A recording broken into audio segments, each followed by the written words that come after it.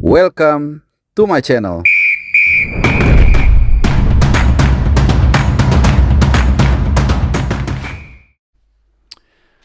Ya, halo teman-teman semua, kembali lagi di CBH. Selamat hari Senin, selamat mengawali aktivitas apapun yang kalian kerjakan. Semoga dalam keadaan sehat teman-teman semua.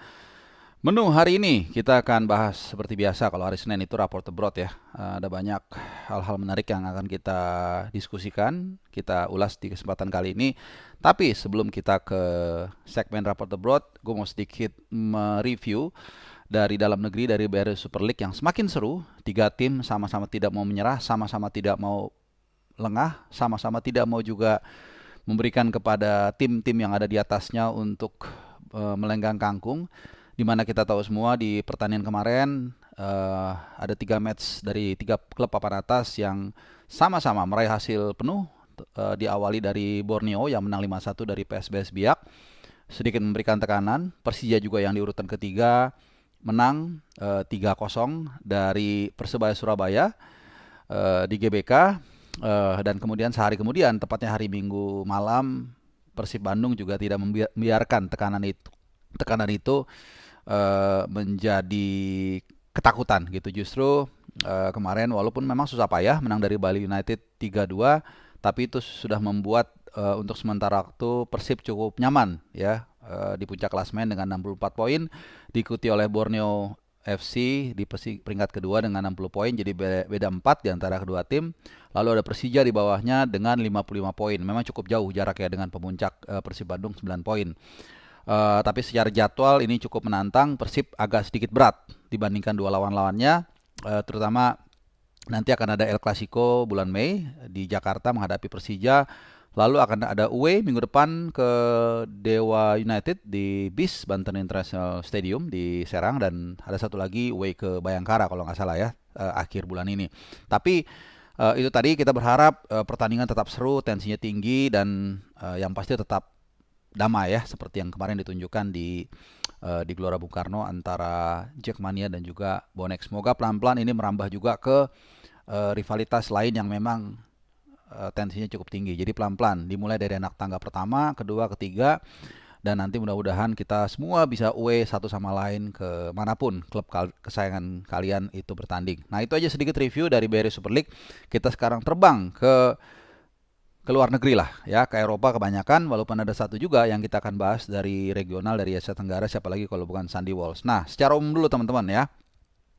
Yang pasti pemain-pemain yang masih berkutat dengan cedera itu tidak ada perubahan. Marcelino Ferdinand, kemudian Mads Hilgers, lalu ada Pratama Arhan dan Asnawi di Thailand ini masih belum bisa merumput. Demikian juga Miliano Jonathans yang masih akan panjang. Mudah-mudahan, kalau gue berharap pas menjelang akhir tahun dia sudah pulih sehingga bisa membela Piala Asia. Jadi secara umum dulu nih teman-teman ya, ada 5 pemain yang tidak bisa tampil membela klubnya gara-gara cedera.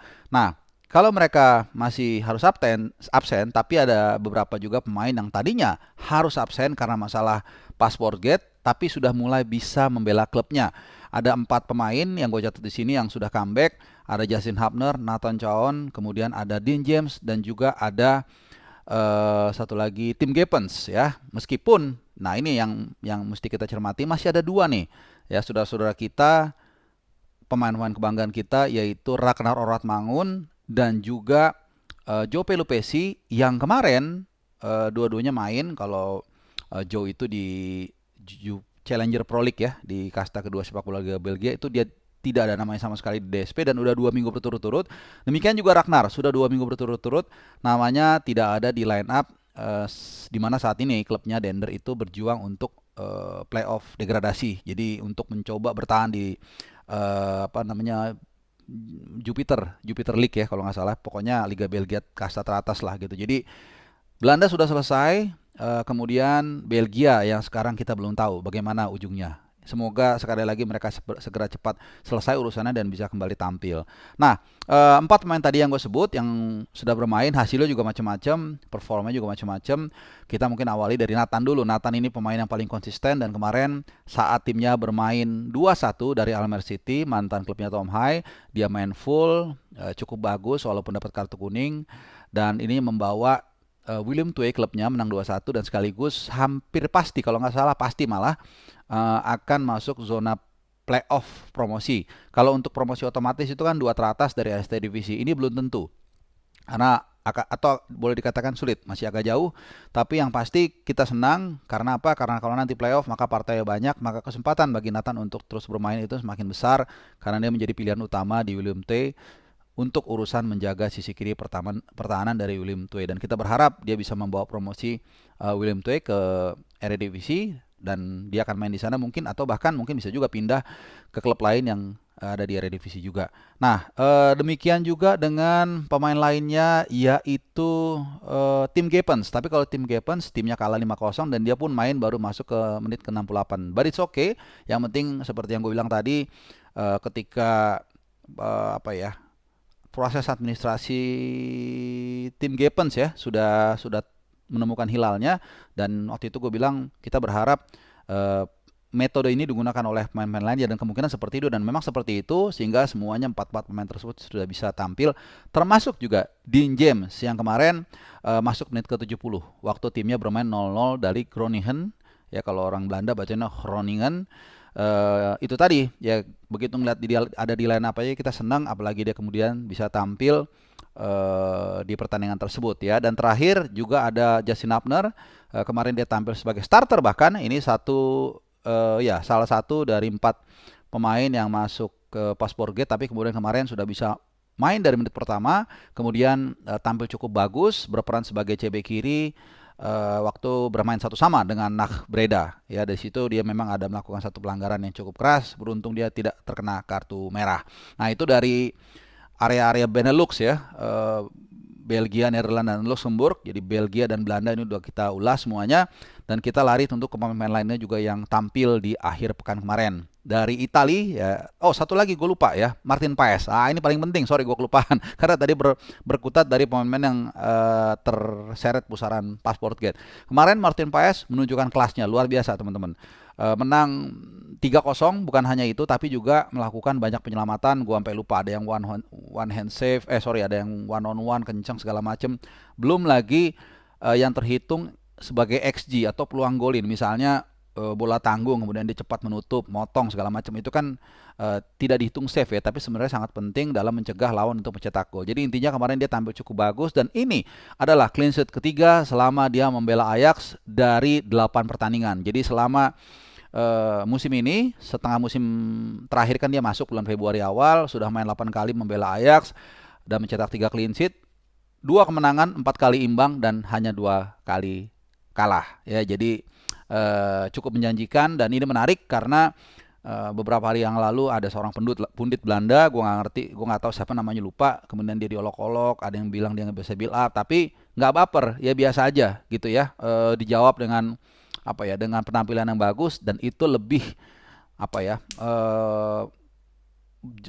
lebih mengena gitu daripada menanggapi di sosmed kemudian ribut nggak jelas. Jadi respect pada Martin Paes yang terus memberikan terbaik bagi klubnya, tentunya juga mudah-mudahan buat tim nasional kita. Nah, masih di posisi yang sama deh, kita kali ini ke Emil Laudero. Kemarin sayang banget ya, klubnya kalah 1-0 dari Cagliari. Padahal setelah 0-1 sebenarnya ada tekanan yang coba dilakukan, tapi ya bagaimana, timnya memang gue bilang berkali-kali mandul lah begitu ya, kurang bisa melakukan tekanan, dan akhirnya kalah 0-1, dan ini sangat mengerikan ya. Walaupun peluang untuk selamat dari degradasi masih ada, cuman lawan-lawan berikutnya ini cukup berat. Ada Napoli, ada Lazio, bahkan ada nanti lawan Como, dan lawan Como ini tidak ada constraint, jadi dia masih tetap boleh turun walaupun dia adalah status pemain pinjaman dari Como. Ini berkaca dari pertemuan pertama, saat itu Emil memang tidak ditampilkan sebagai starter tapi masuk DSP, jadi artinya boleh ya, tinggal kita nggak tahu apakah nanti dimainkan atau tidak saat menghadapi Como gitu. Jadi ya berat buat Emil Laudero untuk klubnya bertahan, meskipun kalaupun dia degradasi bukan tidak mungkin akan kembali ke mother klubnya ke Como ya. Beda dengan Jaitses yang kita tahu walaupun kemarin timnya gagal untuk meraih kemenangan, tapi kemudian timnya saat ini sudah dipastikan atau 99,9% lah bisa bertahan di Serie A. Kita lewatin itu aja. Kita menyeberang ke Likang, ke Paris. Nah, ini juga mantep nih. salah satu pemain yang sangat konsisten meskipun memang masih harus bersaing dengan Romain Perrault. Kemarin Lille menang 4-0 dari Toulouse. Dan Romain Perrault bermain sangat luar biasa. Mungkin man of the match kali ya. Jadi ini pesaingnya si Calvin Verdong by the way. Dia clean sheet, kemudian mencetak gol juga, tapi tetap pelatihnya memberikan kesempatan buat Verdong main ya. Kemarin dia masuk ke menit 83. Jadi nggak ada masalah ya. Kadang-kadang orang harus bersabar dulu. Kemudian ya dia berhasil juga menjaga sisa waktu itu tetap clean sheet, dan tentunya ini membawa Lille masuk ke zona Liga Champions otomatis peringkat 3. Meskipun poinnya masih tipis, mudah-mudahan gue share nanti dengan peringkat keempatnya Marseille. Ya, mudah-mudahan dia bisa otomatis lolos ke Liga Champions sehingga kesempatan dia untuk bermain dan juga panggungnya itu lebih besar ya. Bukan hanya Calvin Verdong yang membawa prestasi, tapi juga Sandy Walsh. Nah, gitu mental ke Thailand ya, di mana di klubnya memang kemarin dia saat Buriram mengalahkan Ayutthaya 2-0, dia memang baru masuk ke 61 ya, tapi dalam suatu sebagai juara ya, jadi sudah membawa juara Buriram United di musim 2025-26. Jadi nanti dia akan bermain di di kompetisi Asia ya. Kita nggak tahu, mungkin mudah-mudahan ketemu klub Indonesia dan ada nostalgia di sana, ketemu seperti Asnawi musim lalu.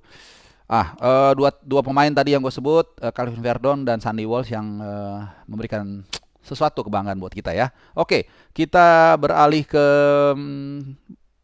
Jerman. Jadi mental-mental nih, Jerman kemarin memang sayang sekali ya, Gladbach klubnya Kevin Dix kalah 1-0 dari RB Leipzig, tapi ini tim kuat dan memang orang sudah ekspektasinya akan sulit.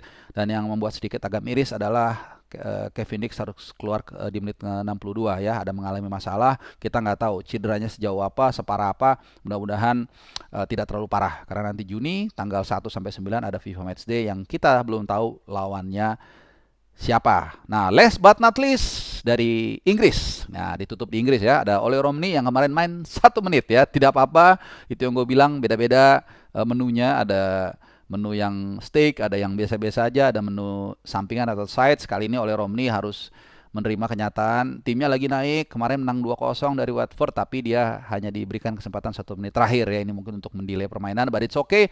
Yang penting dia tetap berperan maksimal saat membela tim nasional Indonesia. That's it teman-teman menunya. Mudah-mudahan bisa merangkum seluruh informasi soal performa para pemain timnas kita yang merumput di luar negeri. Ada yang di Thailand, ada yang di Eropa, ada yang di Inggris juga dan lain-lain. Semoga berkenan. Terima kasih buat teman-teman yang sudah nonton, dan juga kita ketemu lagi di kesempatan yang lain. Adios.